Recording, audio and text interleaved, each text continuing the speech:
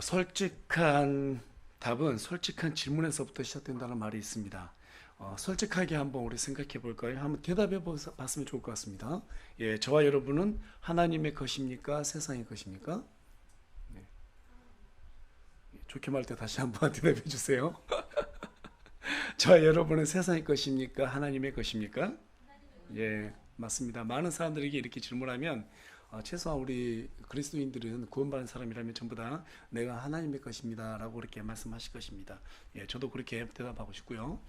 그런데 오늘날 많은 그리스도인들은 자신들이 하나님의 것이기 때문에 수고하고 헌신한다고 말을 합니다. 하지만 그것으로 자신들이 영적으로 살아있다고 또 그렇게 생각하죠. 그렇지만 정작 하나님과 동행하려 하지는 않고 있습니다. 지난주에 저와 여러분이 살펴봤던 도아디라 교회는 사랑과 섬김과 믿음과 인내가 많았던 교회였습니다. 또 뿐만 아니라 처음보다 마지막 때가 열매가 더 많았다고 그렇게 예수님으로부터 칭찬을 받았던 그러한 교회였어요. 하지만 하나님과 하나됨을 유지하는 데는 실패하고 말았던, 그래서 하나님께 책만 받았던 교회였습니다. 그래서 하나님은 두아디라 교회에게 진리를 굳게 붙잡으라는 그러한 명령을 남겨두셨어요. 그냥 붙잡으라고 하지 않았습니다. 굳게 붙잡으라고 하셨습니다. 적당히 붙잡는 것만으로는 하나님과 하나님을 유지할 수 없기 때문입니다. 오늘날 우리 성도님들이 왜 자꾸 세상에서 넘어집니까?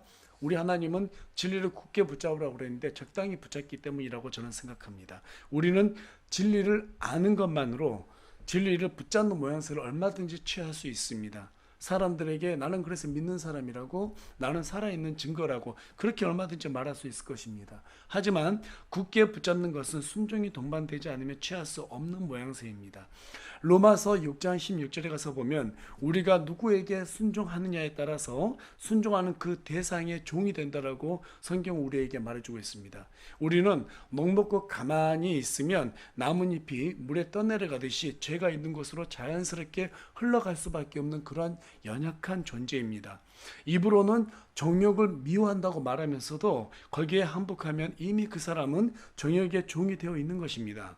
인생의 자랑을 멀리한다 말하면서도 인생의 자랑을 위해서 그렇게 쫓아가고 있다는 것은 이미 그 사람은 세상의 종이 되어 있다는 것입니다.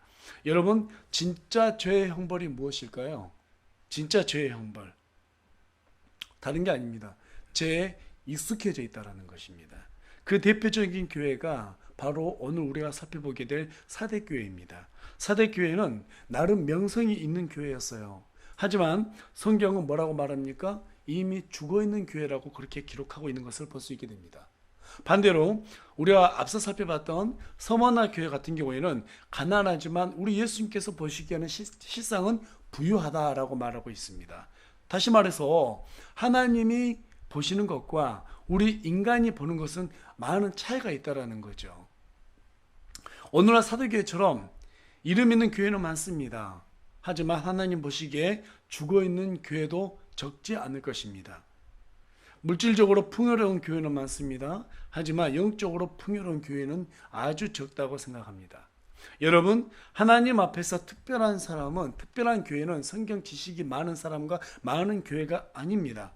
내 안에, 우리 교회 안에 예수님이 살아있다고 하는 그 증거를 드러내 보이는 사람이 특별한 사람이고 특별한 교회라고 할 수 있을 것입니다.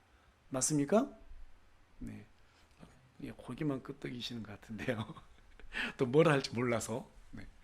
우리 안에 계신 예수님을 증거하기 위해서는 먼저 우리 안에 있는 저부터 그렇습니다만 위선과 가식, 허세 이러한 껍데기를 벗어 던져야 할 것입니다. 그것을 제거하지 않는 한 저와 여러분이 알고 있는 진리는 우리의 생각에 따라 계속해서 변하게 돼 있어요. 굳게 붙잡지 않으면 진리는 자꾸 모양새가 우리의 환경과 형편에 따라서 변하게 되어 있습니다. 특별히 우리가 살고 있는 이 시대는 어떠한 사실, 우리가 생각하는 정의, 인간이 생각하는 선, 그런 보잘것없는 것들로 인해서 진리라고 너무나 잘들 속입니다. 그래서 여러분, 이 시대 가운데 우리가 정말 경계하고 분별해야 될 것이 무엇이냐면 이것이 선한 모습인 거, 사실 같은 거, 이런 것들을 잘 분별해야 돼요. 그렇지 않으면 믿음을 버리기 참 좋은 시대입니다. 예를 들어 보면 어느 교회에요. 어떤 자매님께서 기도원 올라가서 집회에 참석했어요. 그런데 그 교회에서 강사 목사님이 그 기도원에서 강사 목사님이 설교를 하다가 어떤 사람을 불러 앞으로 세우더라는 거예요. 그러면서 이빨을 금이빨로 바꿨다는 거예요. 자기는 그걸 보고 깜짝 놀랐다는 거죠.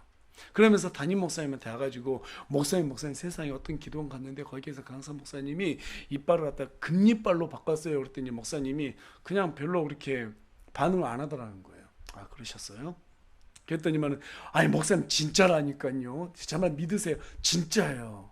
그러니까 그 목사님이 이렇게 말씀하셨다고 그래요. 자매님, 그게 진짜라는 거 저도 믿고 싶습니다. 그런데 중요한 것은 진짜가 진짜라는 것이 중요한 게 아니에요. 진짜가 진리인가요? 그 사실이 진리입니까? 그렇게 반문했다고 합니다. 여러분 어떤 생각 드세요? 우리는 눈에 보는 것으로 인해서 너무나 많은 진리를 갖다가 또 다르게 대치하는 그러한 시대 가운데서 살아가고 있고 거기에 너무나 속아 넘어가기 좋은 그러한 시대 가운데 살아가고 있습니다. 여러분 진짜라 해서 사실에서 그것은 진리가 될 수 없습니다. 오직 진리는 진리만 진리가 되는 것입니다. 믿으십니까? 예.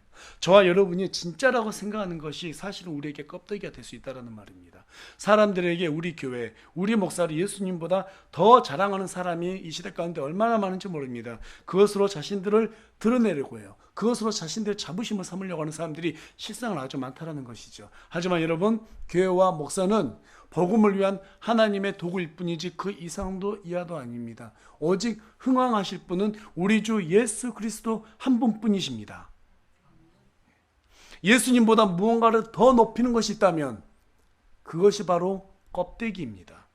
이것을 분명히 알고 경계해야 합니다. 우리의 복음을 제자리에 머물게 하는 것이 바로 이 껍데기 신앙이기 때문입니다. 그래서 오늘은 이 마지막 때에 교회를 향한 메시지 5번째 시간으로 껍데기 신앙을 벗어 던지라 라는 주제를 가지고 여러분과 함께 말씀을 나눌 거예요. 오늘 이 말씀을 통해서 우리가 하나님 앞에서 이미 죽은 이 허물을 어떻게 벗어 던져야 되고 그것을 벗어 던짐으로써 살아있는 생명의 진리가 정말 무엇인지 우리 속에서 그렇게 알고 깨달아서 사람들에게 증거할 수 있는 또 증거하고자 다짐하는 그러한 시간이 되길 간절히 소망합니다. 사데라는 도시는요 루디아의 수도였습니다. 여기에는 페르우스라고 하는 큰 강이 있어요. 그리고 또 뿐만 아니라 이 도시 여러분 그 서부 개척 시대 미국의 옛날에 서부영화 하면 딱 그게 떠오르잖아요. 그렇죠? 예. 그 미국의 어떤 서부 개척 시대 때 캘리포니아에서 큰 금광이 발견되었기 때문에 동부에 있던 사람들이 서부로 대거 이주하면서 서부 개척 시대라는 이런 말이 나오기 시작했는데요. 이 사데라는 도시가 바로 이 큰 금광이 발견되었던 그런 도시였어요. 그러면 여러분 금광이 발견되었으면은 당연히 광부들이 몰려들었을 것이고 또 거기에는 금을 채취했으면 어떻게 되겠어요? 도시가 아주 부유해지겠죠. 거기다가 생명의 젖줄이라고 하는 페르스 강이라는 이 강이 딱 있었단 말이에요. 그러니까 여러분 인류 역사를 보면 어떤 나라가 부강하고 잘 사냐면요 일단 강이 있어야 돼요. 그래서 미국이 지금 전 세계에서 가장 패권을 쥐는 그런 좋은 지정학적인 위치를 가졌다고 하는 이유가 다른 게 아니라 바로 이 강이 곳곳마다 있어서 그렇습니다. 우리나라도 한강이라고 하는 큰 강이 있지 않습니까? 강이 일단 있어야 돼요. 또 사람들이 부유하게 살기 원하기 때문에 이 금광이 발견됐다. 거기에는 날개를 단 것이죠. 그래서 사대교회는 오늘날 우리나라의 어떤 서울의 강남처럼 정말 부촌이었어요. 아주 부유한 도시였습니다. 그런데 거기에다가 또 이제 이런 강도 있고 뭐 금도 많이 발견되고 하다 보니까 어떨까요? 내가 보기 좋으면 남들 보기에도 좋을까요? 좋지 않을까요? 당연히 좋죠. 그러다 보니까 사대교회는 외세 침입이 많았어요. 툭하면 전쟁이 일어났습니다.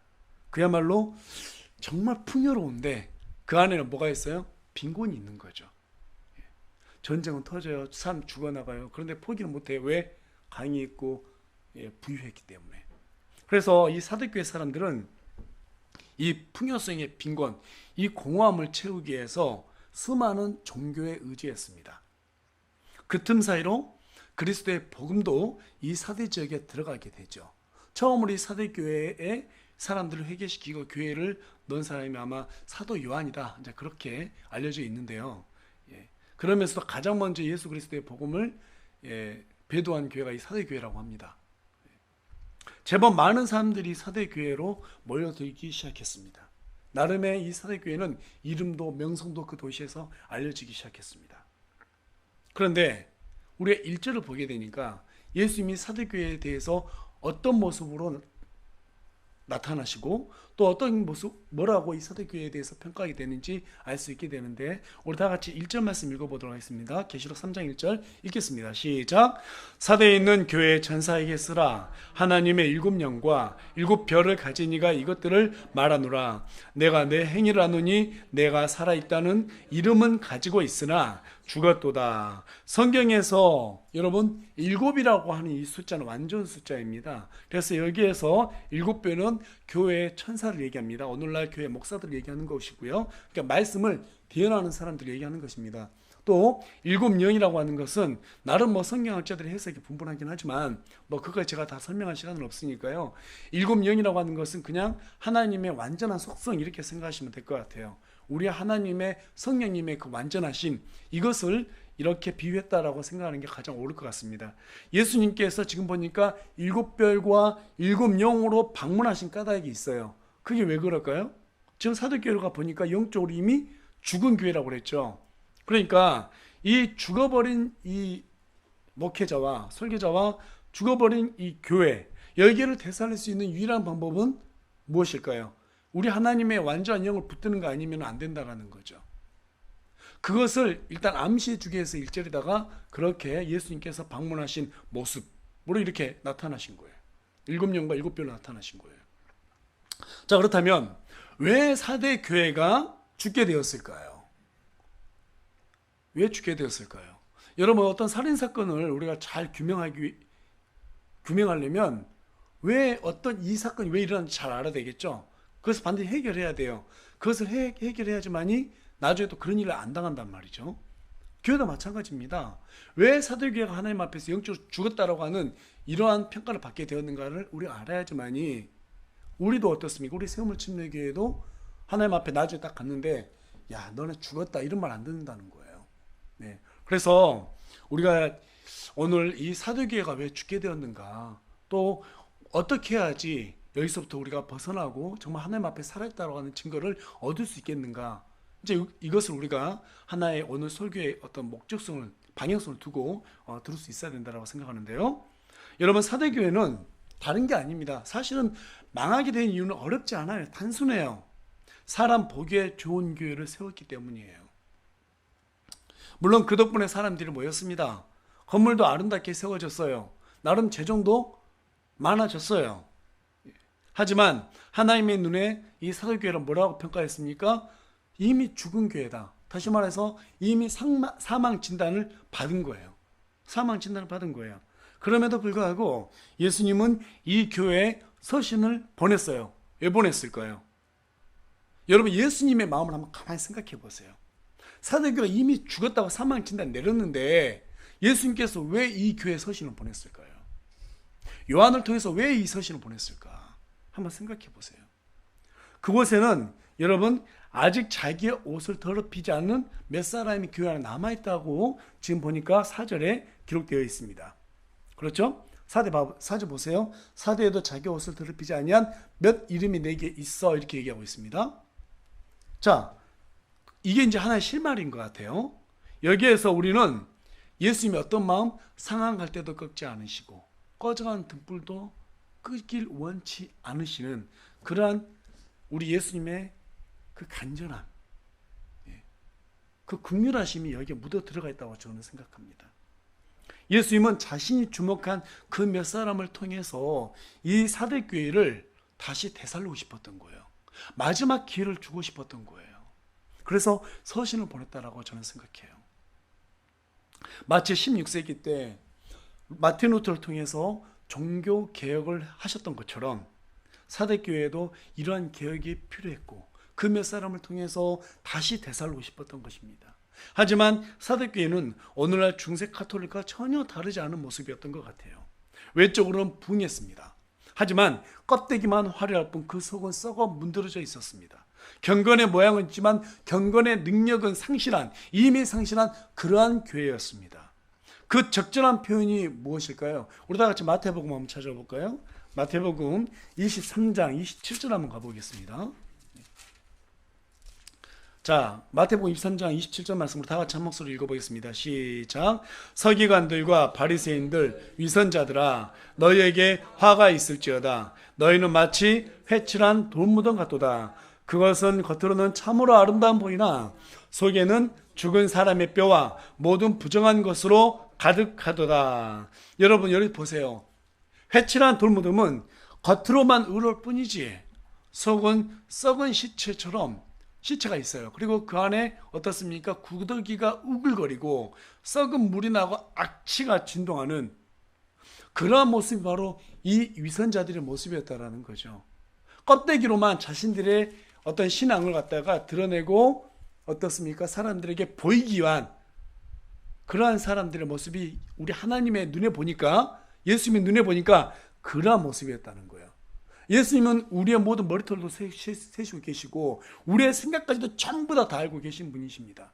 그런데 우리가 어떤 모습인지 우리 하나님을 속일 수 있겠어요? 속일 수 없다라는 거예요. 아무리 겉으로는 화려하게 치장하고 아무리 행위로는 착한 척 선한 척 하더라도 하나님은 그 중심을 보시고 이미 그 사람이 어떤 사람인지 전부 다 진단하고 있다는 것입니다. 그래서 서기관과 바리새인들, 그들은 하나님 앞에서 완전한 행위를 했었습니다. 하지만 그 속은 완전히 썩어 있었습니다. 구더기가 우글거리고 썩은 물이 흘러내리고 악취가 진동하는 그런 모습이었습니다. 사도교회가 바로 그런 모습이었다는 거죠. 그래서 하나님께서 사도교회를 뭐라고 합니까? 이미 죽었다라고 사망 진단을 내려버렸다는 것입니다. 왜 사도교회가 그렇다면 이렇게 판단을 받게 되었을까요? 2절 보겠습니다. 우리 본문에 2절 말씀 보도록 하겠습니다. 다 같이 읽겠습니다. 시작.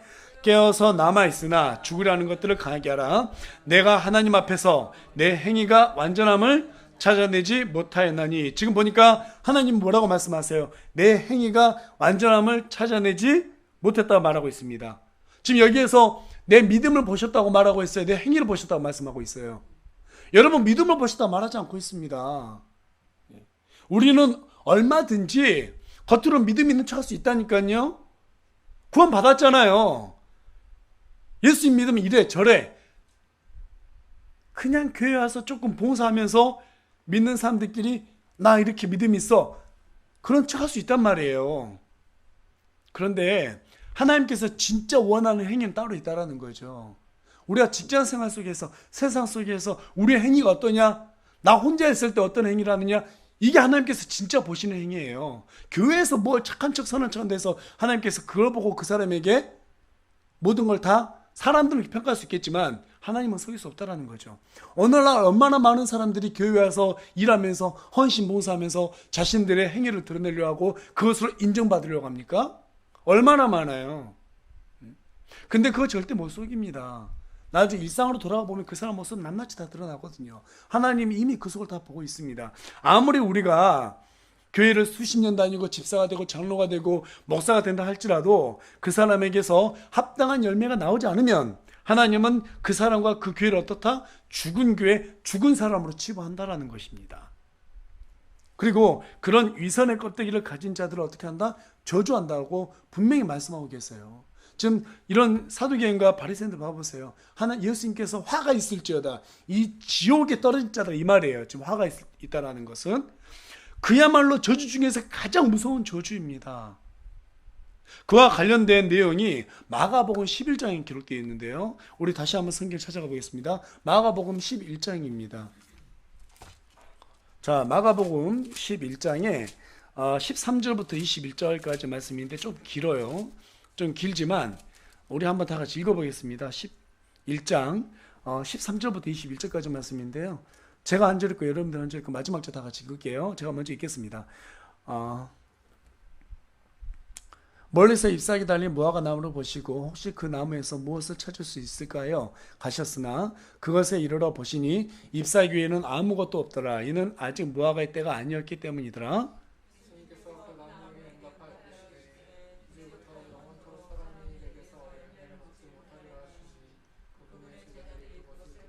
21절까지 우리 다 같이 그냥 읽겠습니다. 시작.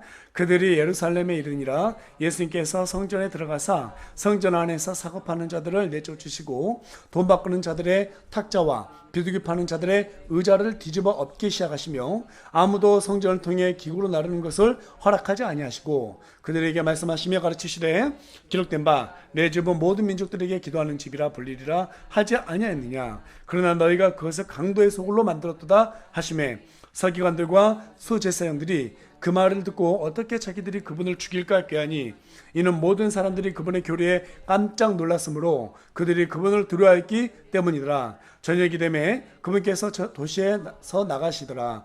아침에 그들이 나갈 때 그 무화과 나무가 뿌리로부터 말라 버린 것을 보고 베드로가 기억나서 그분께 이르되 선생님이여 보소서 선생님께서 저주하신 무화과 나무가 말라 버렸나이다 하니.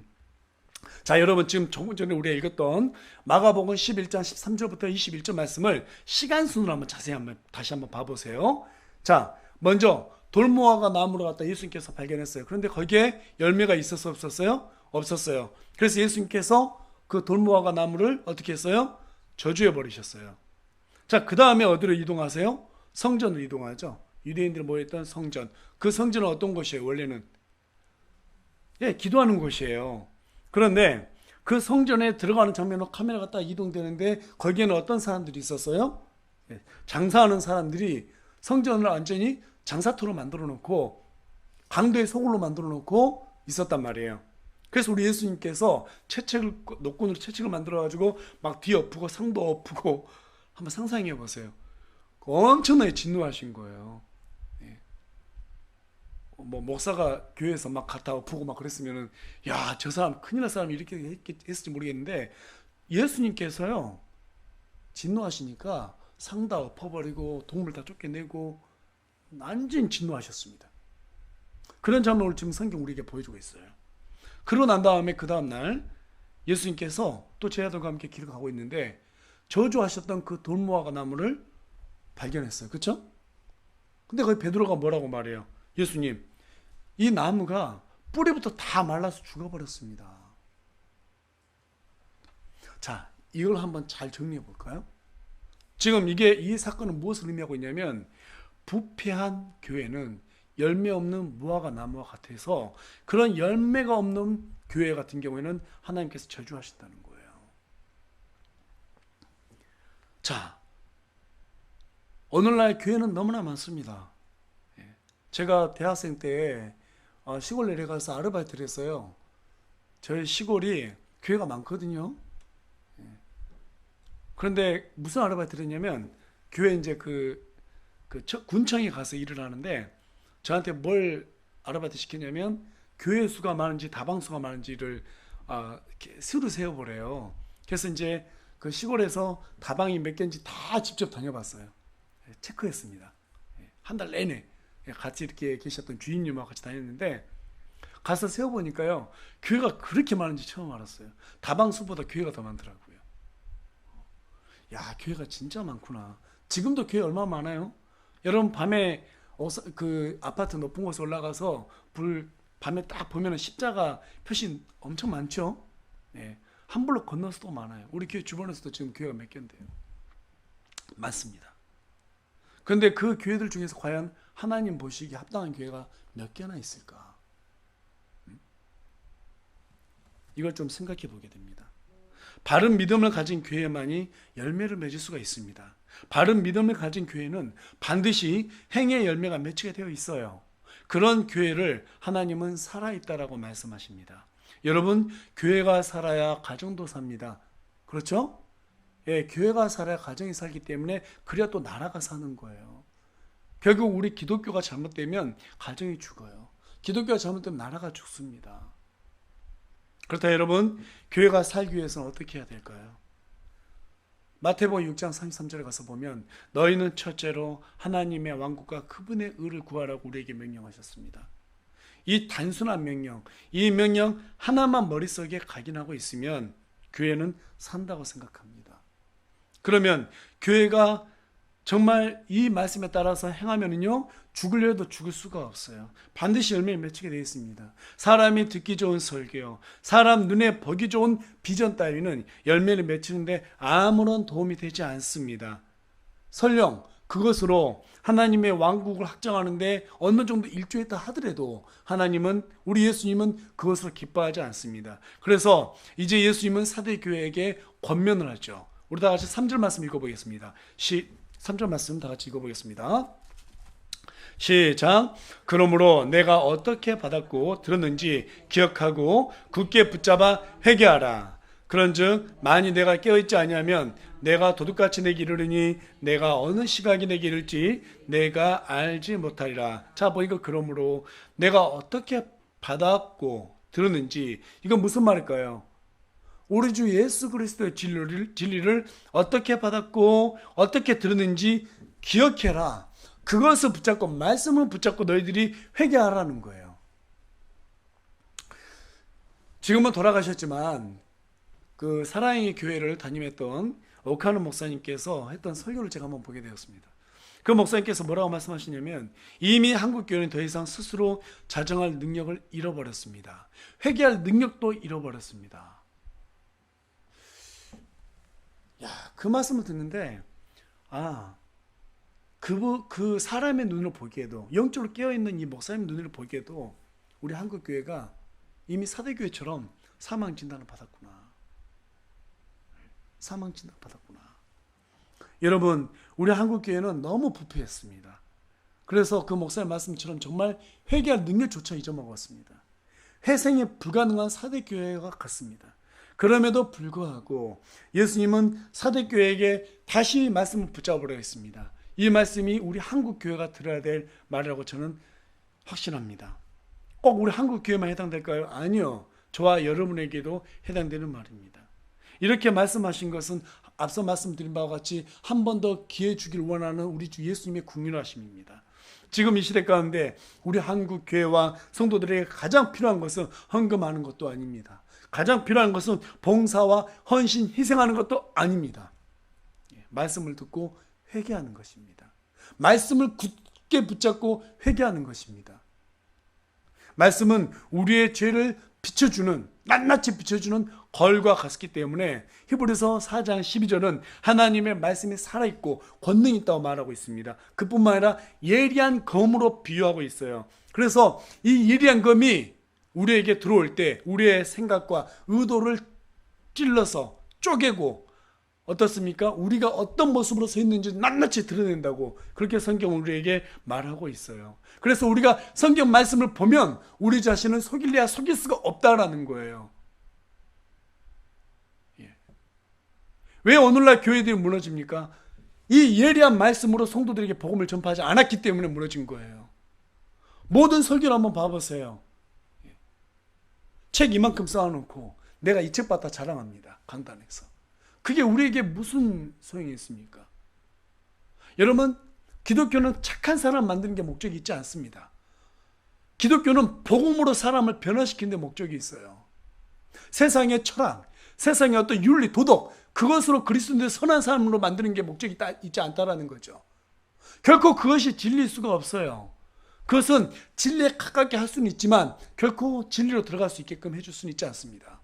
오직 진리 한가운데 들어가게 하는 것은 우리 예수 그리스도의 복음, 이 말씀밖에 없습니다. 믿으십니까? 그거 외에는 없어요.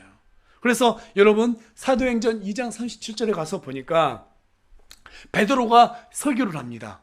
그때 말씀의 검이 사람들에게 그대로 폐부를 찔러요. 그래서 사람들이 어떤 반응을 일으킵니까? 우리 다 같이 사도행전 한번 가보겠습니다. 사도행전 2장 37절 말씀입니다. 사도행전 2장 37절 말씀 우리 다 같이 한 목소리 읽어보겠습니다. 시작. 이제 그들이 이 말을 듣고 마음속으로 찔려, 지금 뭐라고 말하고 있어요? 마음속으로 찔렸다는 거예요. 뭐가 이 마음을 찔렀다고 말하고 있어요? 베드로가 설교한 이 말씀이 찔렀다는 거예요. 계속 읽어보겠습니다. 시작. 베드로와 나머지 사도들에게 이르되 사람들아, 형제들아, 우리가 어찌할까 하거늘. 지금 이 사람들이 말씀의 검이 그들의 폐부를 찌르니까 다급해진 거예요. 그전에는 그냥 다른 사람들처럼 살았어요. 세상에서 성공하고 돈 많이 벌면 최고다라고 생각하고 살았단 말이에요. 그런데 어느 순간에 베드로가 설교한 이 말씀을 들으니까 그들이 너무너무 다급해진 거예요. 그러면서 뭐라고 말해요? 사람들아, 형제들아, 우리가 어찌하면 좋겠느냐? 진리 앞에서 어찌할 바를 모르는 그러한 모습들을 볼 수 있게 됩니다. 그러면서 다급해서 울며 이 사도들에게 매달리는 모습을 우리가 성경 기록을 통해서 볼 수 있다는 것입니다. 우리 하나 더 찾아보겠습니다. 느헤미야입니다. 계속해서 느헤미야 8장 8절부터 9절까지 말씀입니다. 우리 다 같이 8장 8절부터 9절까지 말씀 다 같이 읽어보겠습니다. 시작. 이와 같이 그들이 하나님의 율법에서 책에서 명료하게 낭독하고 의미를 알려주어 그들로 하여금 그 낭독하는 것을 깨닫게 하니라. 온 백성이 율법의 말씀을 듣고 울므로 디르사다인 느헤미야와 제사장 겸 서기관인 에스라와 백성 가르친 레위 사람들이 온 백성에게 이르기를 이 날은 주 너희 하나님께 거룩한 날이니 애곡하지 말며 슬피 울지 말라 하고. 여러분, 지금 보니까 에스라가 사람들 앞에서 말씀을 들어요. 그리고 사람들에게 낭독을 합니다. 그랬더니 사람들이 자리에서 일어섭니다. 누가 시킨 것이 아니었습니다. 진리의 말씀 앞에서 두려움을 느끼게 돼요. 말씀을 읽어서 명료하게 그들에게 해석해 줬더니만은 그들이 그것을 듣고 한 가지가 앉아 있을 수가 없었습니다. 일어서서 울면서 통곡하며 회개합니다. 여러분, 그냥 울었던 게 아니에요. 지금 애곡한다 말하고 있잖아요. 그렇죠? 성경에서 애곡한다는 말은 거의 대부분 사람들이 죽었을 때 그 슬픔을 갖다 표현할 때 애곡이라 표현하고 있어요. 그런데 여기서 보니까 자신이 죽은 사람이 된 거예요. 정말 자기 자신의 그 죽은 모습을 발견한 것처럼 통곡하고 애곡하면서 어쩔 바를 모르는 거예요. 오늘날 TV가 발달하고 미디어 유튜브가 발달했습니다. 그래서 우리는 원한다면 언제든지, 원한다면 얼마든지 설교를 접할 수 있게 되었습니다. 하지만 문제는 너무 많은 설교를 사람들이 습관처럼 듣고 그냥 손바닥으로 보다 보니까 이 말씀을 귀하지 않게 생각하는 것 같아요. 웬만해서는 감동하지 않습니다. 설교 쇼핑을 하고 있는 것 같아요. 그래서 진리의 아름다움은 보지만 진리로 들어가려 하지 않고 있습니다. 하나님의 말씀은 믿지만 하나님이 지금 이 시간에도 말씀하고 계시는지에 대해서는 의구심을 갖고 있습니다.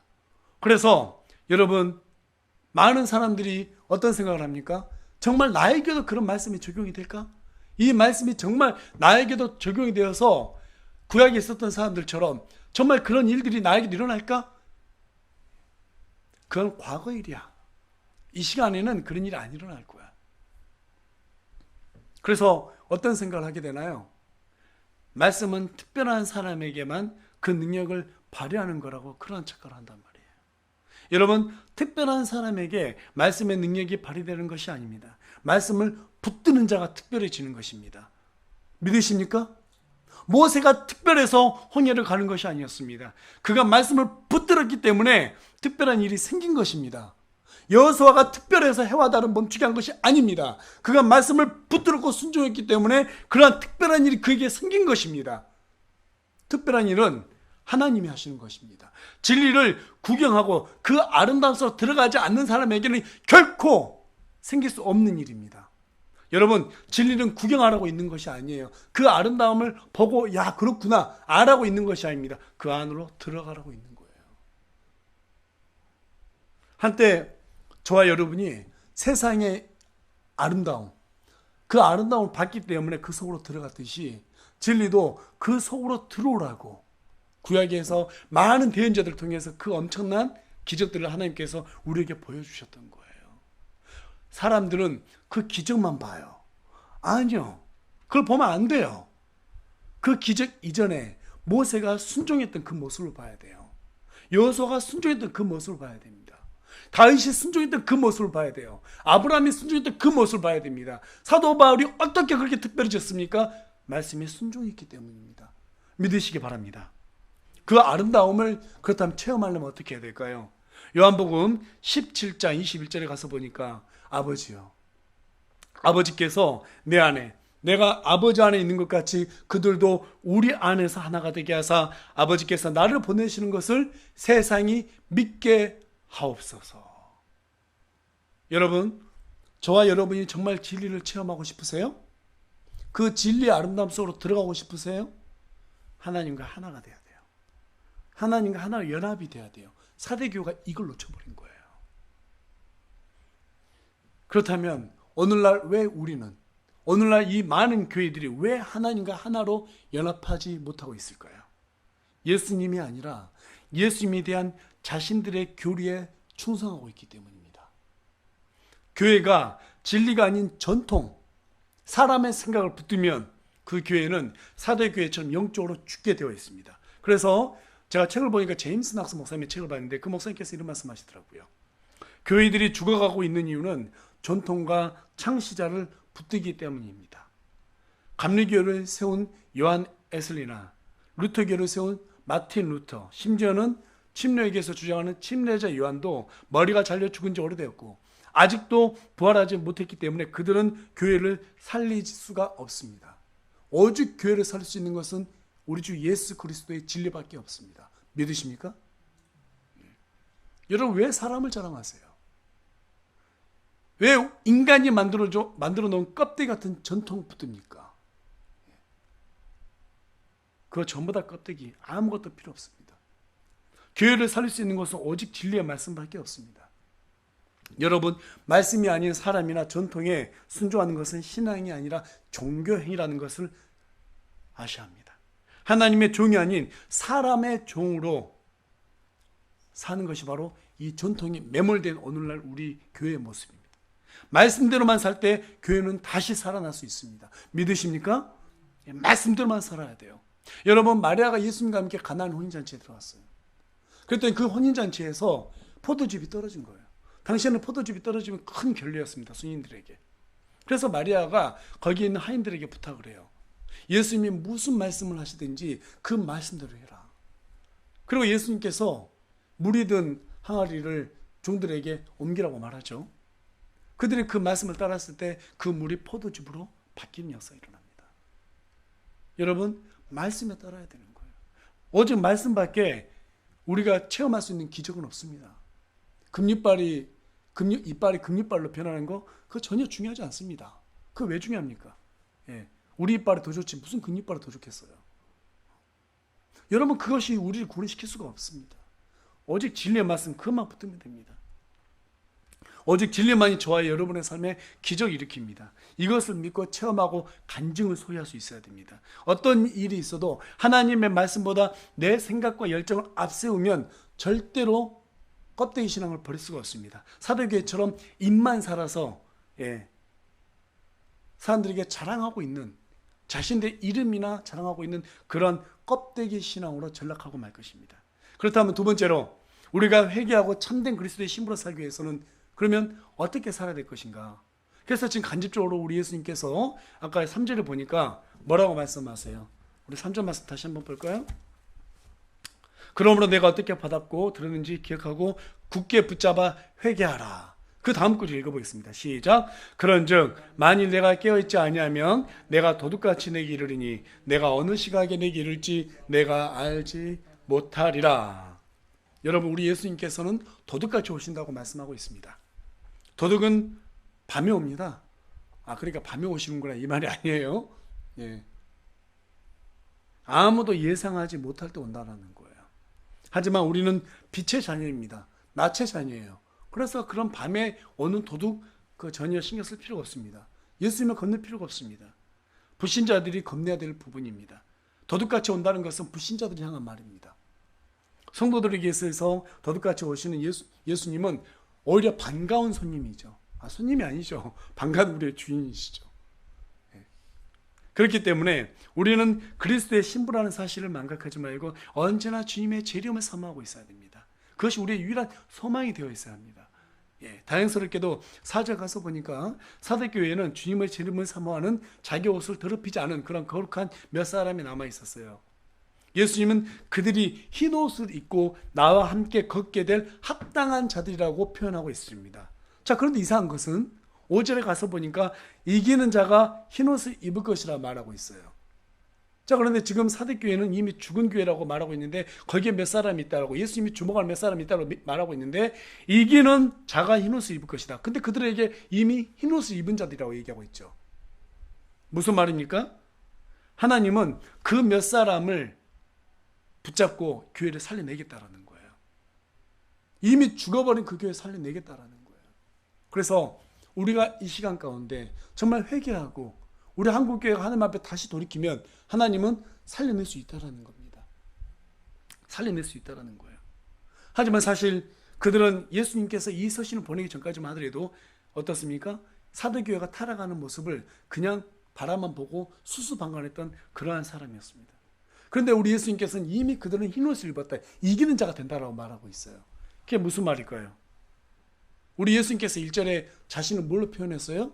7별과 7영을, 그쵸? 예, 가진이라고 표현하고 있습니다. 두려워서 교회 개혁을 하지 못하고 두려워서 해야 될 말을 못하는 사람, 그 사람들에게 우리 예수 그리스도의 영이 임하게 될 거라는 거예요. 그럼 그 교회가, 그 사람 몇 사람을 인해서 교회는 다시 살아날 수 있다라는 것을 우리에게 알려주고 있는 것입니다.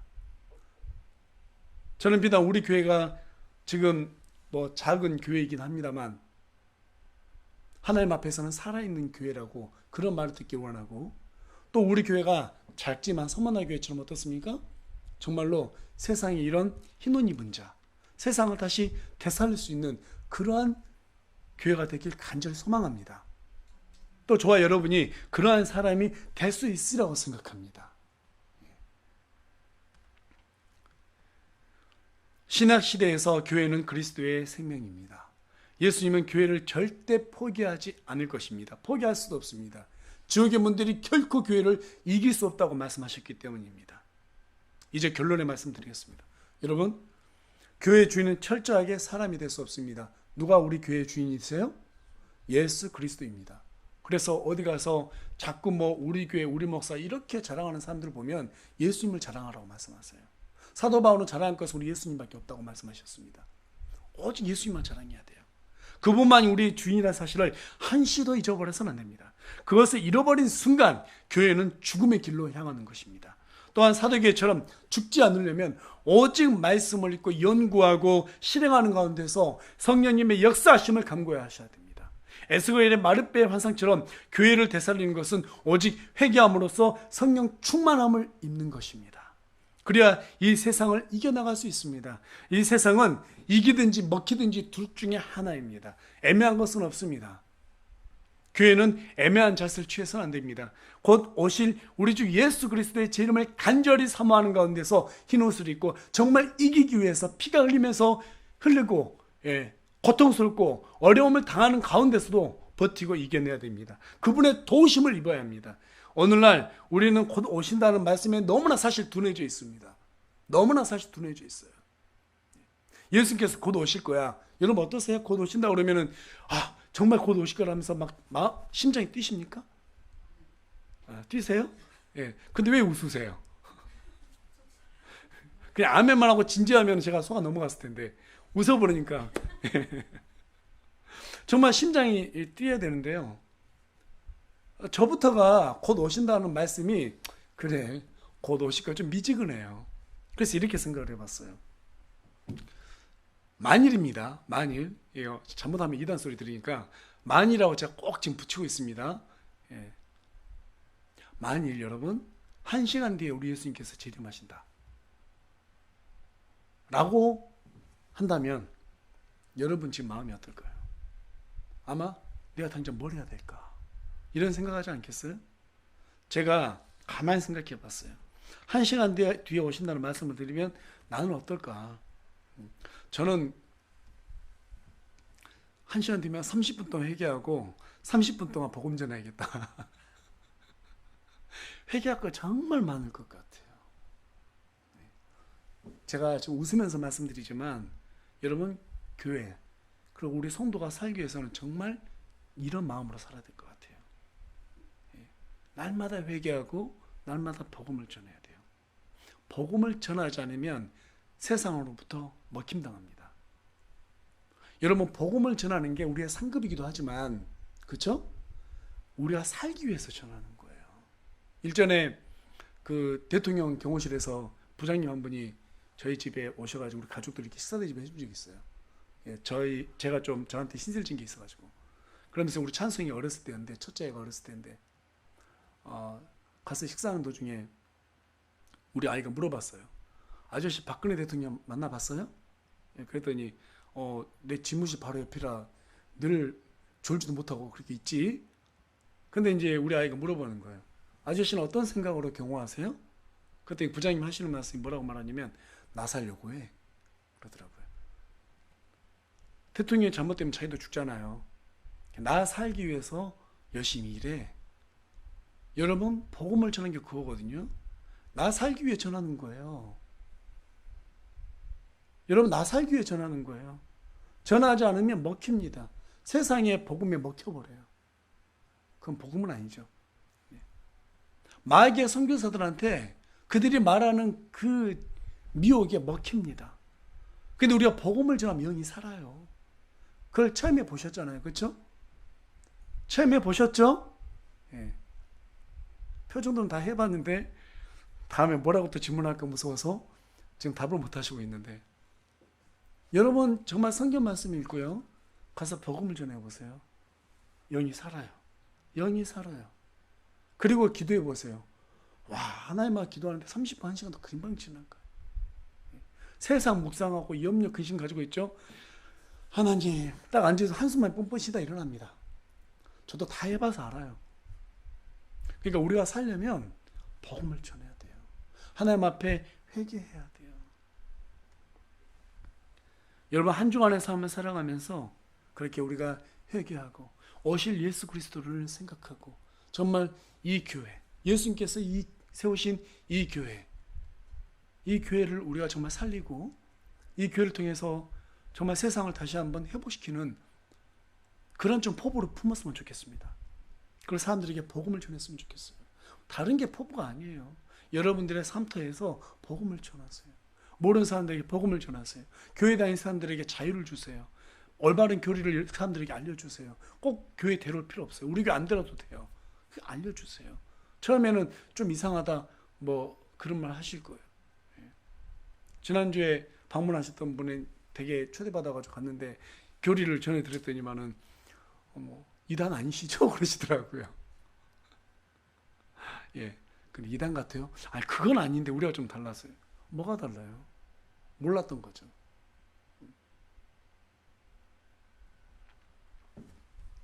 하나님의 왕국이라고 그러니까는 여호와 증인 떠올리잖아요. 왕국회관. 그런데 여러분, 미국 사람들은요 전부 다 왕국이라고 그래요. 왜냐하면 영어로 다 킹덤으로 돼 있거든요. 우리나라에서 이게 번역을 그의 나라 이렇게 놨으니까 그렇지, 원래는 다 왕국입니다. 우리 예수님이 왕이잖아요. 그렇죠? 그 하늘의 왕국이 이 땅에서도 그대로 이루어진다. 주기도문에도 있지 않습니까? 그 왕국이 이 땅에서도 왕국을 이루는 거예요. 그러니까 뭐 다른 거 없어요. 그냥 왕국이라고 그러면 이단 아니에요? 이렇게 물어본단 말이에요. 자, 여러분, 한 주간의 삶에서도 우리가 날마다 회개하고 복음을 전하면서 정말 우리 하나님의, 첫째로 하나님의 왕국을 확장하고 그분의 의를 위해서 산다라는 그 생각으로 하나님과 하나가 되는 그러한 한 주가 되기를 간절히 소망합니다. 네, 기도하겠습니다.